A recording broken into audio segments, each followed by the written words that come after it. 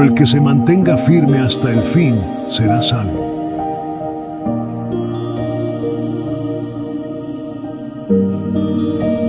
Día 7. Todas las naciones.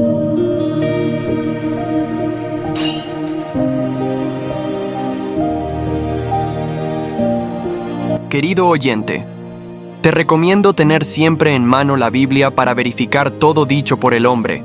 Es de sabio escudriñar las sagradas escrituras. Disfruta del mensaje. Bueno, tenemos aquí el PowerPoint ya puesto. Antes de empezar me gustaría deciros una cosa, y es que hemos visto personas que se convierten a Jesús con Juan 3:16, ¿verdad? Porque de tal manera amó Dios al mundo, y cuando se habla del amor de Dios, eso llega al corazón de las personas. Pero no es común que veamos personas que se convierten y aceptan a Cristo con Apocalipsis 13, por ejemplo. Tú das Apocalipsis 13 y la gente se convierte a Jesús. Hay de todo en la viña del... Hoy yo voy a dar un tema que... es avanzado, es perceptible por cualquiera de vosotros porque el Espíritu es el que hace comprender las cosas bíblicas, ¿vale? Y eso es lo importante, pero es un estudio avanzado. Quiere decir que si no lo comprendes mucho no pasa nada, nos hablas y entonces estudiamos la Biblia para que puedas entender mejor todo lo que vamos a hablar hoy, porque hoy tiene que ver con el mensaje del segundo ángel. Ayer hablamos del mensaje del primer ángel, que es el evangelio eterno. La hora de su juicio ha llegado, temed a Dios y adorad al que hizo los cielos y la tierra. Hemos dicho que 1844 da pie a ¿qué? Al avance del remanente que tiene que restaurar los mandamientos, la doctrina del santuario y la doctrina del Shabbat o del sábado como cuarto mandamiento de la ley de Dios. ¿Estás conmigo hasta aquí? Bueno, la idea es que la campaña seamos salvos de una generación perversa, porque Cristo viene pronto. ¿Cuánto es pronto? Pues tan pronto como te lo puedas imaginar. Cristo viene, a las puertas está ya. Y si te parece mucho tiempo, pues déjame decirte que ¿cuántos años podemos vivir nosotros? 70, 80, ¿creéis que eso es mucho tiempo? No es nada de tiempo comparado con la eternidad. Entonces, hemos dicho que el remanente de la profecía que tiene que levantarse del pues de chascos, como dijimos en Apocalipsis 10, vamos a ver que tenía que predicar el evangelio eterno. ¿Y por qué tenía que predicar el evangelio eterno? Hemos dicho porque la hora de su juicio, ¿a qué? Ha llegado. Como ha llegado la hora de su juicio, quiere decir que antes de ese momento no había juicio todavía. Se establece el juicio, ¿ok?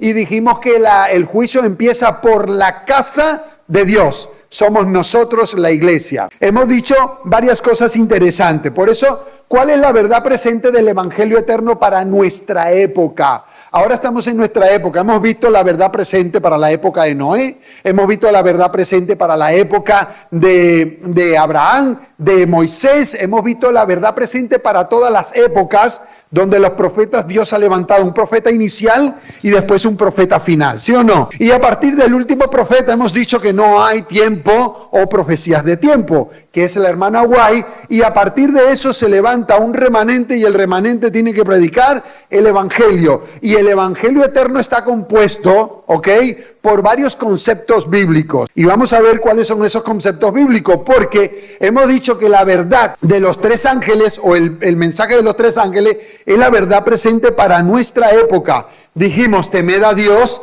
y darle gloria porque ha llegado. Esto es todo un desafío. Porque es todo un desafío, porque también tiene ventajas. ¿Recordáis? Que tiene bendiciones, el Señor quitará, apartará al enemigo, te proveerá de todo. Dijimos que temer a Dios significa que yo sé y confío que Dios está conmigo, aún en los sitios donde yo estoy solo. Eso es temer a Dios. Dijimos que adorar al Creador, porque hizo los cielos y la tierra, es entrar en el reposo de Dios.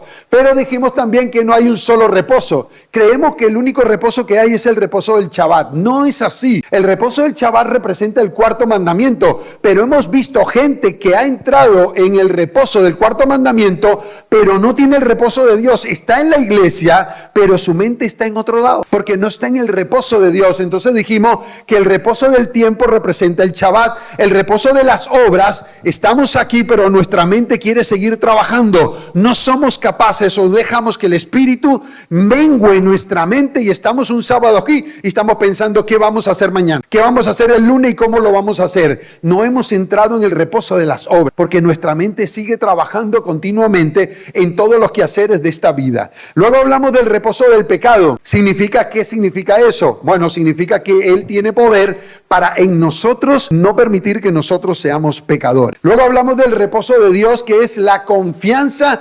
continua de la gracia de Cristo y la seguridad de la salvación. Eso es importante, estar seguros que soy salvo, eso vale muchísimo. ¿Por qué? Porque tengo esperanza y esa esperanza no avergüenza. Y luego hablamos del reposo de la Canaán celestial y eso hablamos de la esperanza de la eternidad, la inmortalidad y poder estar con Dios toda eternamente y para siempre. Todo eso está en Hebreos 3 y 4. Lo podéis buscar ahí y ahí vais a ver los reposos a los cuales se refiere Pablo. ¿Vale?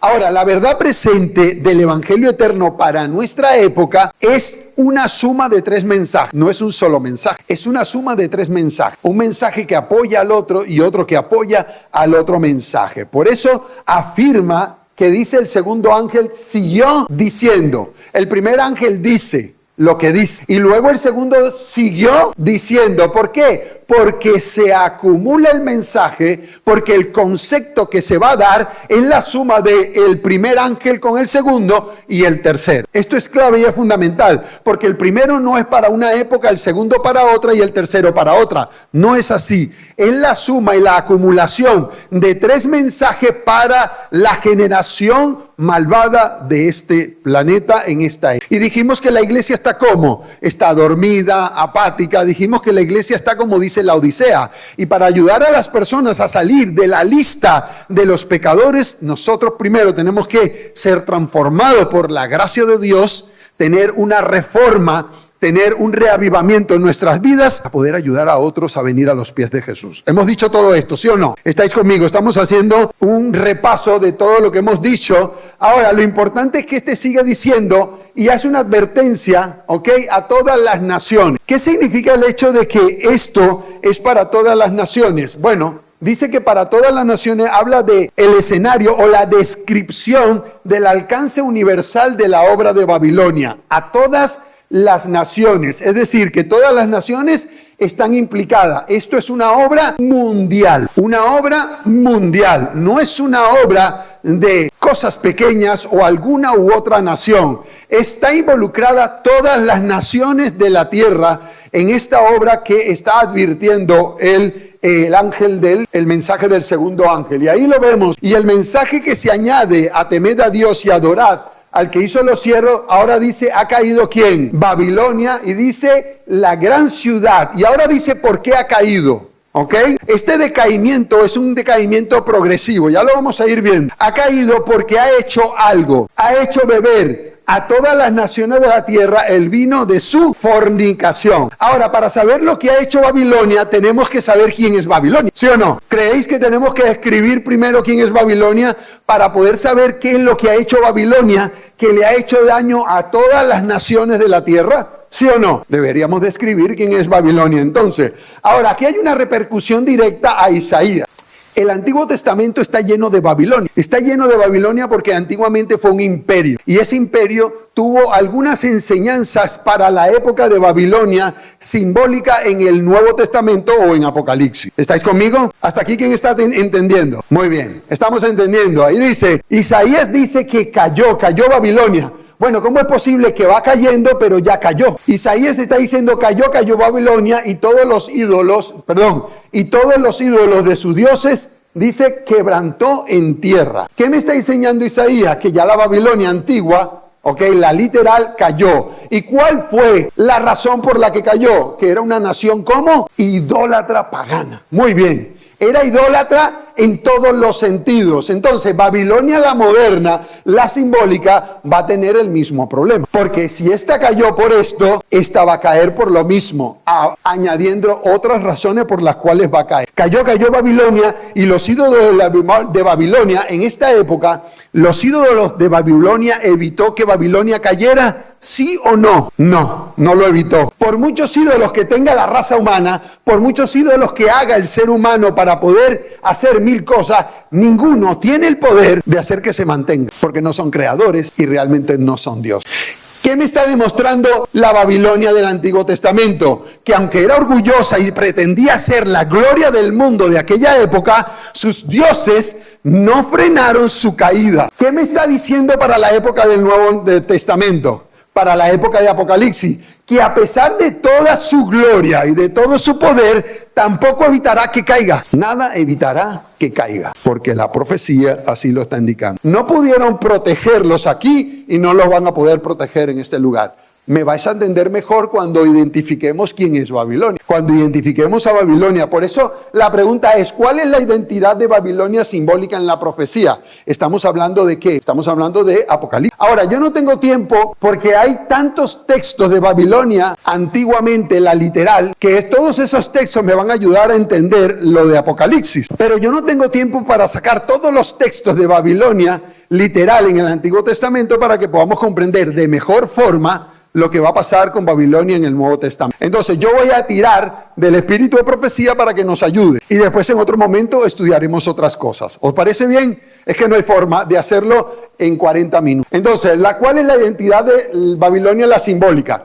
Apocalipsis habla de estos textos de Babilonia. Babilonia, la gran ciudad, la gran Babilonia, Babilonia, la grande, la ramera, de las rameras, de las abominaciones de la tierra, Babilonia, habitación de demonio, y Babilonia, la ciudad fuerte. Todo eso está en Apocalipsis. Esas son las expresiones que se utilizan para hablar de Babilonia. Babilonia en el sentido simbólico. Entonces, Babilonia tiene una repercusión importante en el tiempo del fin. ¿Por qué tiene una repercusión importante en el tiempo del fin? Vamos a ver, porque Babilonia también representa otros nombres en las escrituras, y esto es bueno que lo veamos. Vamos a ver qué describe el término Babilonia. Fijaros, el término Babilonia es un término abarcante que utiliza Juan para describir todas las organizaciones y movimientos religiosos que han apartado a los seres humanos ¿de quién? De la verdad. Ya vamos entonando un poco. En el sentido más general, entonces Babilonia son todos los movimientos religiosos, cristianos o de cualquier índole que aparta al ser humano de la verdad. ¿Dónde está la verdad? En la Escritura. ¿Sí o no? Santifícalos en tu verdad porque tu palabra es verdad. Entonces la verdad de Dios está en la Escritura. Entonces todo movimiento religioso que busca al ser humano apartarlo de la verdad bíblica, pues eso se convierte en Babilonia. ¿Estáis conmigo? ¿Por qué? Porque a nosotros, como se nos dice, lo digo con respeto y humildad, somos la iglesia de la Biblia. ¿Por qué de la Biblia? Porque la Biblia se interpreta a sí mismo y si está en la Biblia es para nosotros. Ahora, es verdad que de la Biblia también han salido muchos movimientos ecuménicos, muchos movimientos que no son los adecuados, ¿sí o no? ¿Estáis conmigo que han salido de ahí también? Claro, pero porque se han comido algunos textos bíblicos. Por ejemplo, la profecía no es de interpretación privada. Eso es un principio. Yo no puedo coger la Biblia e interpretarla como yo quiera. ¿Por qué? Porque no es de interpretación privada. Es decir, que tiene que haber un grupo, ¿ok?, que se llama la columna, que es la iglesia, la que le ha dado una interpretación correcta a la luz de personas que son guiadas por el Espíritu Santo para que la Biblia misma se interprete a sí misma lo que quiere decir. ¿Estáis conmigo? Tiene que ser así, porque de aquí ha salido la verdad, pero también el enemigo ha utilizado para que salga la mentira. ¿Y por qué? Porque han interpretado incorrectamente los textos bíblicos para su propia interpretación privada. Eso no está bien. ¿Qué otro principio han quebrantado? La verdad es la suma de tus palabras. Yo no puedo decir que la verdad es un texto bíblico. No puedo. Salmo 119, 160 dice que la verdad de Dios es la suma de todos los textos de Dios hablando acerca de un tema. No puedo utilizar un solo versículo para hablar de la verdad de Dios. No puedo. Un solo texto no es la verdad de Dios. Un solo texto de Dios es parte de la verdad. Pero la suma de todos esos textos realmente es la verdad. ¿Estáis conmigo? Luego, ¿qué dijo Pedro de Pablo? Pedro dijo, es que Pablo es un tío muy profundo, muy inteligente, muy sabio, y poder interpretar las profecías o las cartas de Pablo es complicado. ¿Por qué? Primero, es muy sabio, y segundo, era un tío muy inteligente. Dios le ha dado una sabiduría. Entonces, ¿qué hacen? Los indoctos e inconstantes tuercen las escrituras para su propia, ¿qué? Perdición. Entonces, ¿qué es lo que está pasando? Que la gente no es constante y la gente no estudia las escrituras. Han roto los tres grandes principios de interpretación de la homilética, que es para interpretar correctamente las. Entonces tienen que salir 1.000.000 de movimientos extraños. ¿Por qué? Porque se han comido esos 3 grandes principios. Ok, asignaciones bíblicas, ya hemos visto que es un sistema religioso falso, que no quiere que la gente comprenda la verdad. Entonces vamos a ver las asignaciones bíblicas del sistema político religioso. Este sistema que se llama Babilonia no ha empezado aquí y ahora. Esto tiene muchos años. Tanto que todo esto viene de Babel. Babel, ¿qué significa? Confusión. Entonces Babilonia significa confusión, uno en un idioma y el otro en el otro. Entonces Babel representa confusión. Entonces, ¿qué es Babilonia del Nuevo Testamento en Apocalipsis? Un sistema religioso que lo que hace es generar confusión de la verdad de Dios. Sigue diciendo que es el reino dividido en parte frágil y en parte débil. ¿Recordáis el reino de Daniel 2? En los pies que había barro con hierro. Y habéis buscado lo que es el barro de alfarero. Isaías dice que en mis manos, oh Israel, te he hecho como una vasija, barro de alfarero. El barro de alfarero está combinado con el hierro. ¿A qué representa el hierro? Tan. ¿Estáis durmiendo hoy? ¿A quién? No. En Daniel 2, ¿qué representa el hierro? Roma, muy bien. Representa Roma. Entonces, en los pies, ¿ok? Dice que está Roma combinada ¿con qué? Con el barro de alfarero. ¿Qué es el barro de alfarero? El barro y el hierro sabemos que es antinatural que se mezclan, ¿sí o no? Eso es antinatural. Es antinatural. Entonces, ¿qué es el barro? El barro representa a la iglesia. ¿Y qué es el hierro? Representa a Roma. ¿Y entonces qué significa? Que Roma, que es un imperio, que es una política, que es un gobierno, se junta ¿con quién? Con la iglesia y hacen una fusión antinatural. Entonces estamos hablando de un poder que es religioso, pero que a su vez también es político. Muy bien, eso es lo que me deja entender a mí el reino dividido. Luego tenemos el cuerno pequeño. El cuerno pequeño, ¿ok? Que sale posteriormente, que es también lo mismo. Este cuerno pequeño hace algo interesante, que está en Daniel 7:25. ¿Recordáis? Cambió los tiempos y la ley. No vamos a entrar ahí. Luego el rey del norte recibe noticias del rey del sur, se asusta y entonces viene un problema. Y en ese problema, que es un conflicto que va a haber mundial, se tiene que levantar Miguel, según Daniel 12:1, para ayudar ¿a quién? A su pueblo. Pero va a ser un tiempo ¿de qué? De angustia. No podemos entrar ahí. Mira, aquí tenéis una semana de oración, si queréis, o de estudios bíblicos. Luego tenemos el rey del norte, después tenemos la bestia que sube del agua. ¿Dónde está esa bestia que sube del agua? ¿Dónde? La bestia que sube del agua, ¿dónde está? Tan. ¿Dónde está? No. ¿Dónde está esta expresión? La bestia que sube del agua. Apocalipsis 13. En Apocalipsis 13 hay 2 bestias. Una que sube del agua y otra que sube ¿de dónde? De la tierra. Muy bien. Ahí está esa bestia también que nos dice aquí que esta bestia iba a gobernar ¿cuánto tiempo? 1260 años, 42 meses, ¿ok?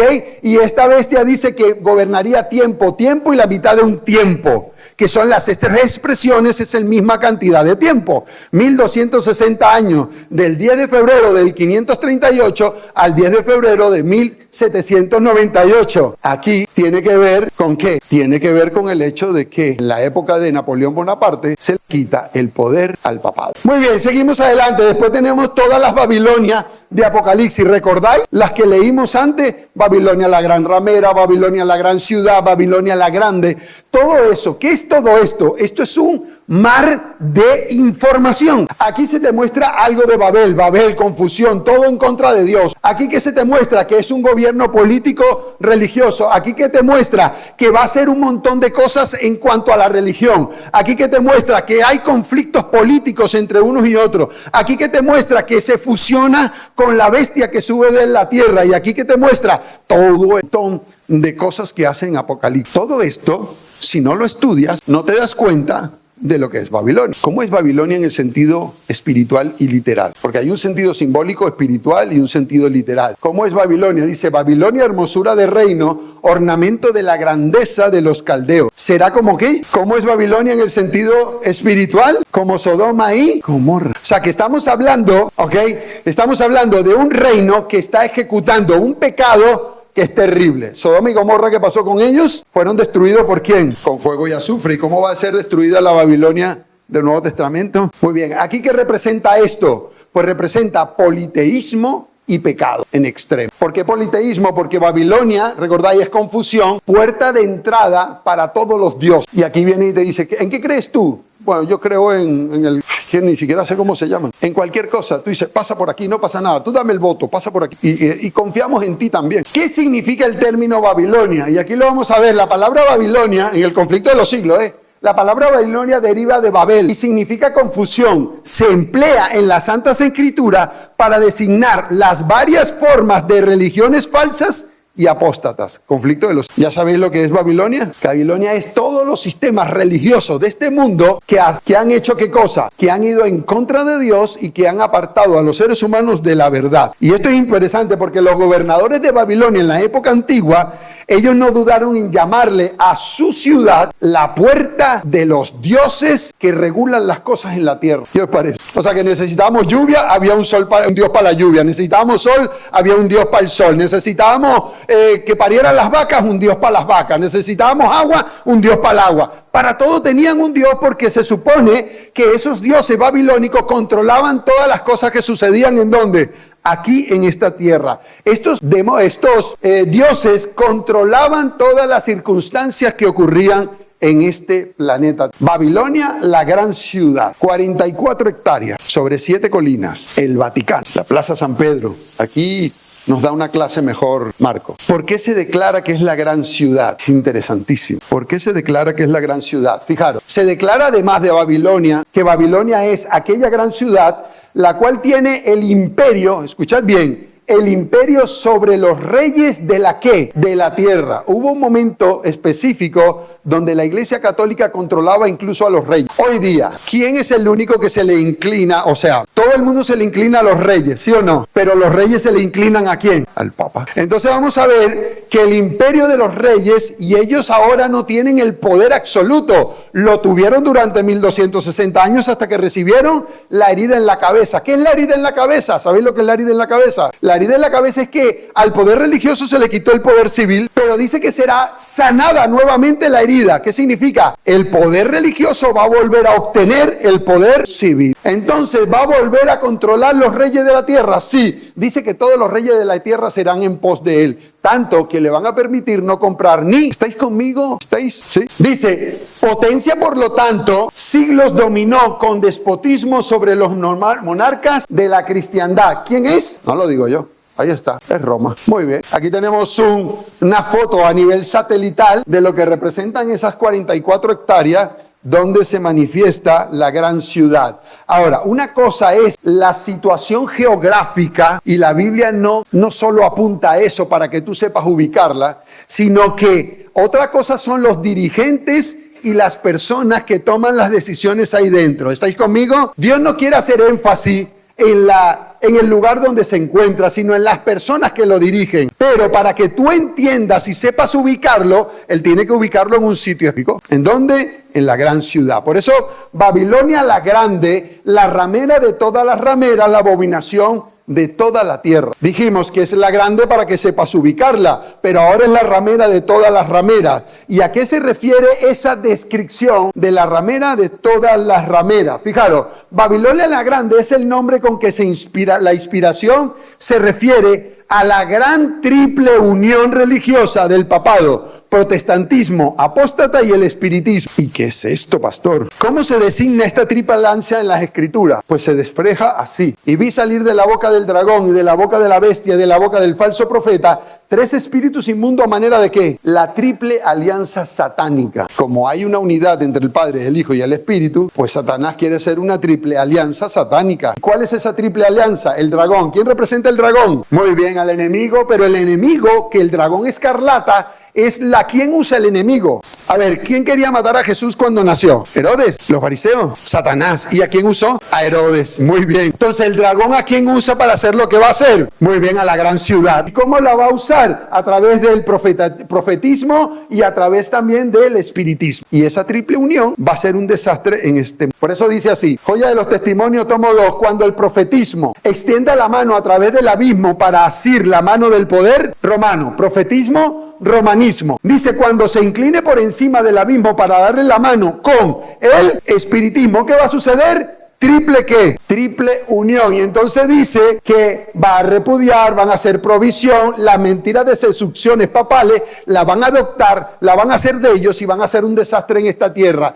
Y será la asombrosa obra ¿de quién? Satanás va a hacer una obra asombrosa también en este mundo, muy asombrosa. Y el asombro es el ecumenismo, es decir, la unión directa de el catolicismo, el protestantismo y el espiritismo, todo junto. ¿Y cómo se transforma Roma y llega a ser esta triple unión? Fijaros, por su alejamiento del Señor y su alianza con los paganos, la iglesia judía se transformó en... Ahora fijaros, la iglesia de Jerusalén, el judaísmo, se transformó en una iglesia ramera. ¿Por qué? Porque hizo alianza con los paganos, ¿sí o no? De hecho, cuando iban a matar a Jesús decimos, nosotros tenemos un solo rey, es el César, ¿sí o no? Así hicieron alianza. Entonces va a decir, Roma se corrompió de igual manera al buscar el apoyo de los poderes mundanos y por consiguiente recibe la misma conflicto de los siglos. ¿Y por qué se dice que es la madre de todas las rameras? Conflicto de los siglos dice que Babilonia es la madre de las rameras,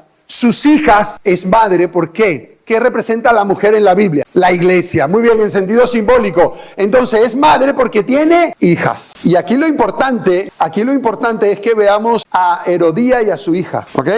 ¿Por qué? Porque la hija, ¿ok? Salomé le preguntó a la madre, ¿qué quieres que le pida al rey? ¿Y qué le dijo? La cabeza de Juan. Entonces la hija hizo lo que le dijo. Entonces la hija hace lo que le dice la madre. Por eso se le llama la madre de todas las rameras. Y ahí está la alusión bíblica. Y dice, y sus hijas deben simbolizar las iglesias que se atienden a sus doctrinas y tradiciones y siguen su ejemplo sacrificando la verdad y la aprobación de Dios por la forma de alianza ilícita con el mundo. Forma de alianza ilícita con el mundo. ¿Qué vemos aquí? Aquí vamos a ver las iglesias protestantes haciendo alianza con el poderoso de la tierra. Muy bien. ¿Qué tipo de alianzas son estas? Pues tú oras por mí, me bendices para que Dios me use y yo te doy ¿qué cosa? Virtud, permisos, avances, todo esto. Otra expresión, Babilonia es... ¿habitación de qué? De demonios. ¿Y cómo entraron esos espíritus seductores ahí dentro? ¿Cómo entraron? Fijaros, se desprecia a Cristo cuando se manifiesta desdén hacia su palabra y hacia su pueblo. ¿Cómo se desprecia a Cristo? Despreciando a su pueblo.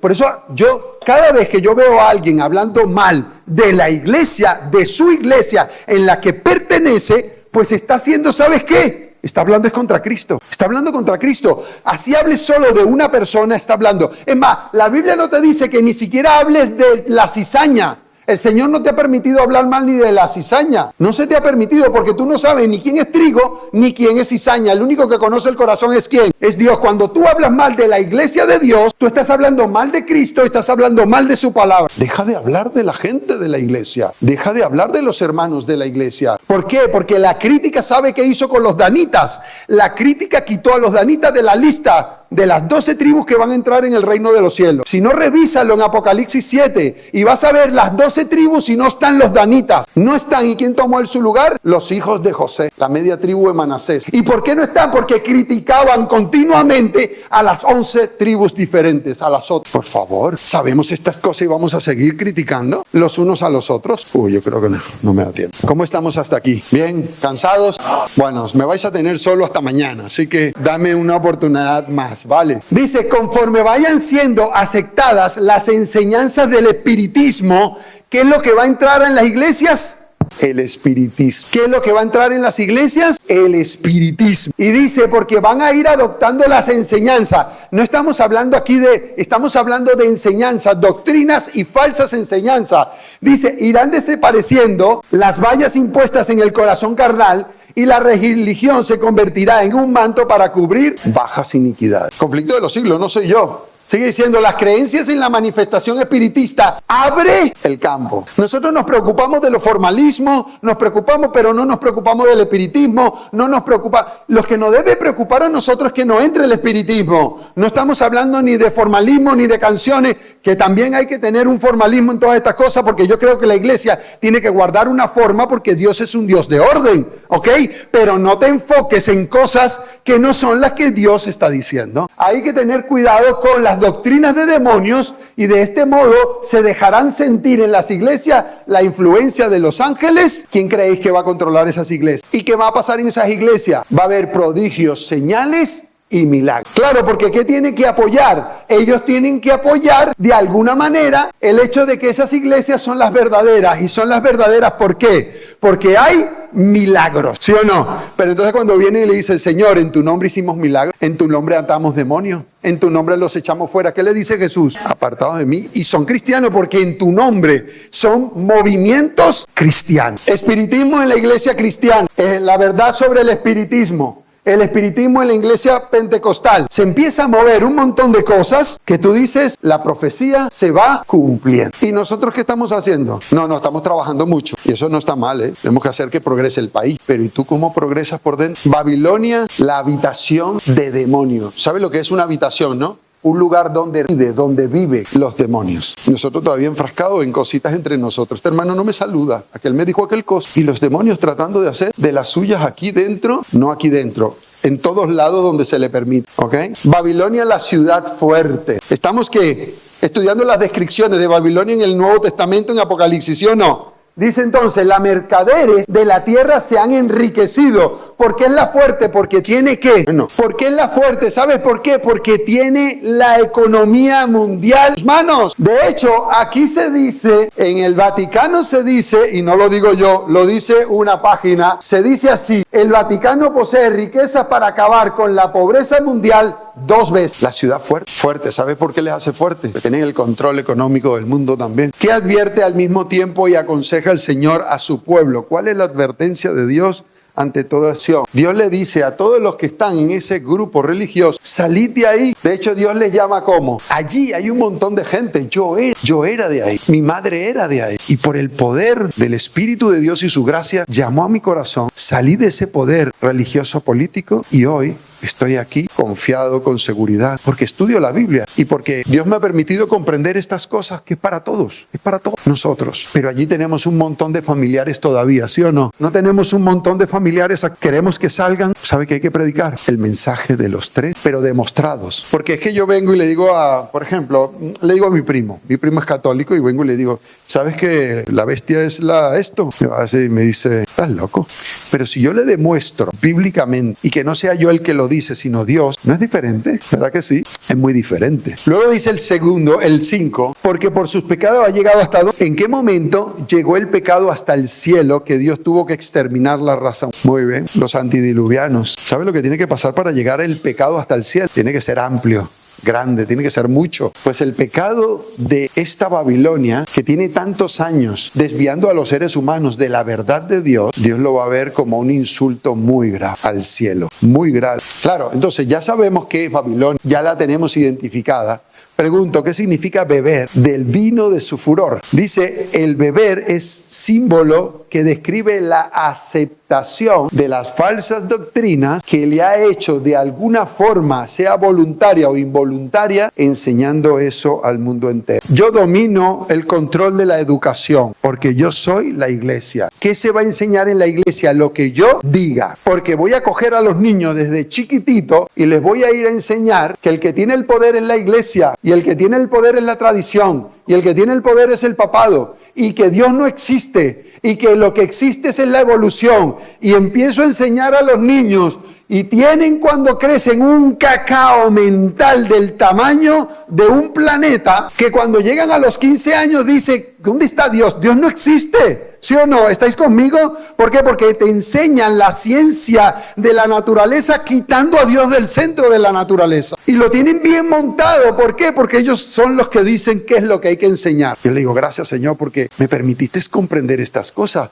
Porque yo estaba ahí. Ha hecho beber a todas las naciones, sugiere que se emplea la fuerza. Se ha empleado la fuerza durante 1260 años. El que no se hacía católico, ¿qué le pasaba? Morir. Elementos religiosos presionando. En el futuro va a presionar nuevamente a través de leyes ¿de qué? Del Estado. Leyes que no puedas comprar ni vender. Leyes interesantes. Y ahí tú tienes que leer Isaías. Lee Isaías para que veas. Y vas a ver impresionante lo que significa ser embriagado, lo que significa el vino de las falsas doctrinas, y vas a ver todo lo que sucedía ahí en Isaías, porque va a decir el conflicto, dice, el gran pecado de que se acusa a Babilonia es que ha hecho que todas las naciones beban el vino de la ira de su fornicación.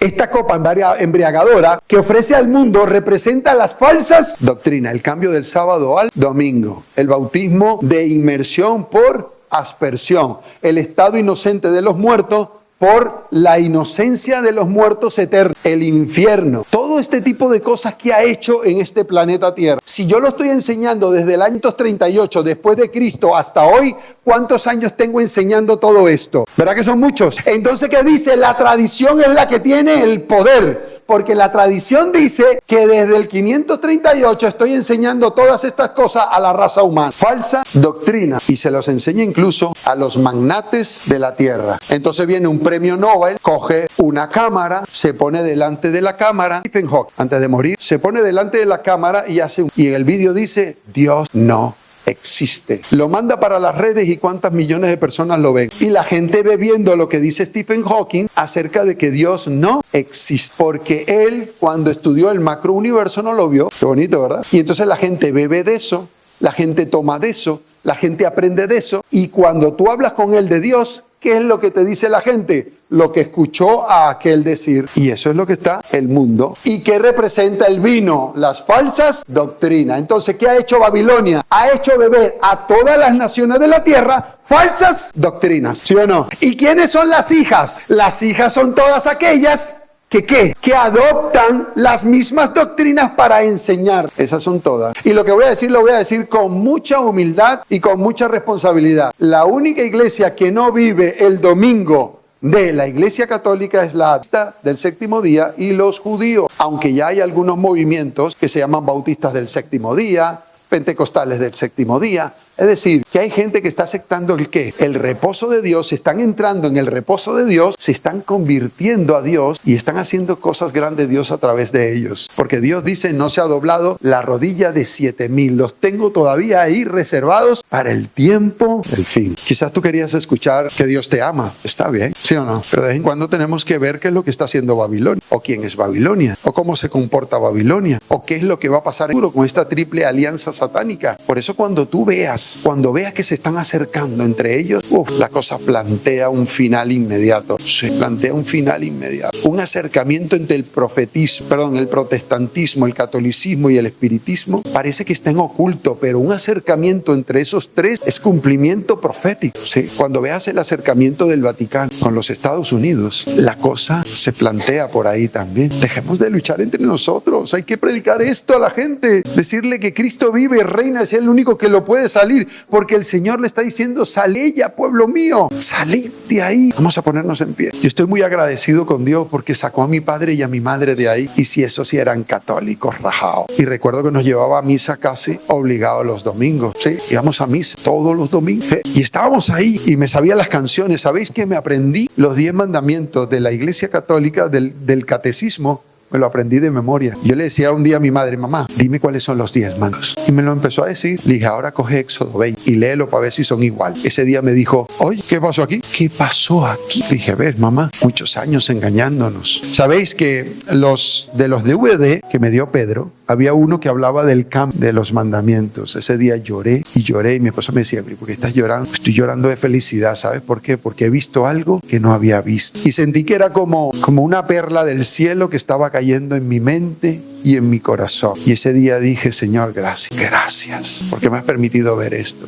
Y me sentí, ¿sabéis cómo? Dolido. Por eso yo lo que estoy predicando no es para que te ofendas. No, es una advertencia de Dios. Porque el día que yo lo supe, también me sentí, ¿sabéis cómo me sentí? Yo no sé si os pasó a vosotros, pero yo me sentí decepcionado de ese movimiento que tantos años pertenecía a él. De repente es el movimiento contrario al de Dios. Y no me digáis que no se puede, porque yo veo a Pablo matando, a Saulo matando en el nombre de Cristo, en el nombre de Dios, creyendo que lo que está haciendo, lo está haciendo ¿qué? De sincero corazón y bien. No me digáis que no se puede, sí se puede. Pero llegó la luz del cielo. Oh, Señor, ¿qué quieres que haga? Así me llegó la luz a mí y te llegó la luz a ti. Por eso le hemos dicho, Señor, ¿qué quieres que haga? ¿Qué puedo hacer para ser salvo? Y el Señor te dice, no te preocupes, entrégame tu corazón y vamos a caminar juntos, que yo te voy a llevar al cielo. Dije, como tú digas, papá. Y estoy muy contento de ser hoy un cristiano que soy, con luchas, tendencias que tengo que mejorar, al igual que todos nosotros. Pero has recibido la luz. Has recibido, no la pongas, sea agradecido con esa luz. No la pongas dejes a un lado, porque es la luz del cielo que te está llamando en tu corazón para que seas salvo. Es la oportunidad del infinito. Dios, Padre que estás en el cielo, gracias porque estas cosas no las comprendíamos antes y tu palabra las revela, tu palabra las tenía, tu palabra nos indicaba el camino, pero no sabíamos cómo hacerlo. Pero la luz del Evangelio, la luz del Espíritu Santo en nuestras vidas ha inquietado nuestros corazones para ser transformados. Señor, no permitamos seguir en cosas insignificantes. El mundo se muere sin Jesús y nos vas a pedir cuenta. Señor, permite que veamos más allá de nuestra mirada, que veamos cómo mira Jesús a las personas y que hagamos un esfuerzo entre nosotros para frenar la obra del enemigo. Te lo pedimos en el nombre de Jesucristo, Padre. Amén.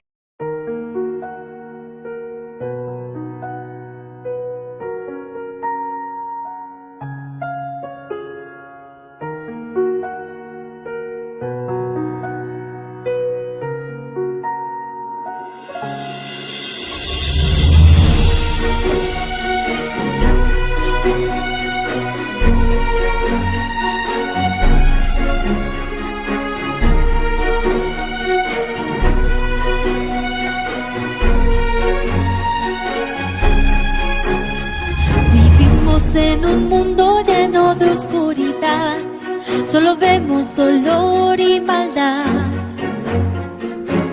Ya estaba dicho, el amor se enfriará. Todo indica que el fin cerca está. Hay que levantarnos sin avergonzarnos y reflejar a Jesús. Hay que ser valientes, fieles, diferentes. En la oscuridad ser la luz. Vivimos en un mundo donde muere la fe, donde muchos respiran temor. La gente clama por un mundo mejor y en Jesús está la solución.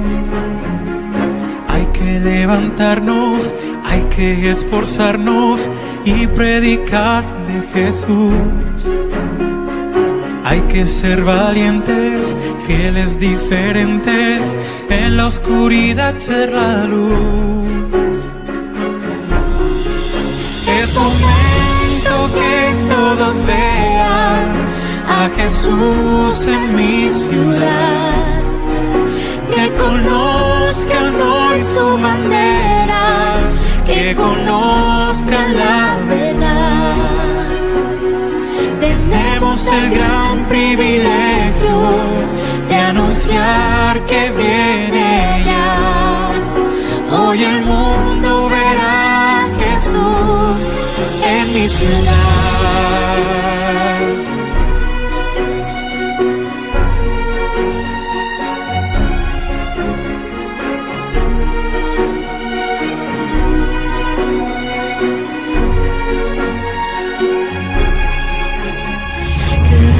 Hoy vivir como Jesús vivió, darle todo nuestro corazón, seguir la gran misión que nos dejó, responder su llamado de amor. Somos sacerdotes, linaje escogido, pueblo adquirido por Dios, para que anunciemos con la luz del cielo que en Jesús hay salvación. Es momento que todos vean a Jesús en mi ciudad, que conozcan hoy su bandera, que conozcan la verdad. Tenemos el gran privilegio de anunciar que viene ya. Hoy el mundo verá a Jesús en mi ciudad. Es momento que todos vean a Jesús en mi ciudad, que conozcan hoy su bandera, que conozcan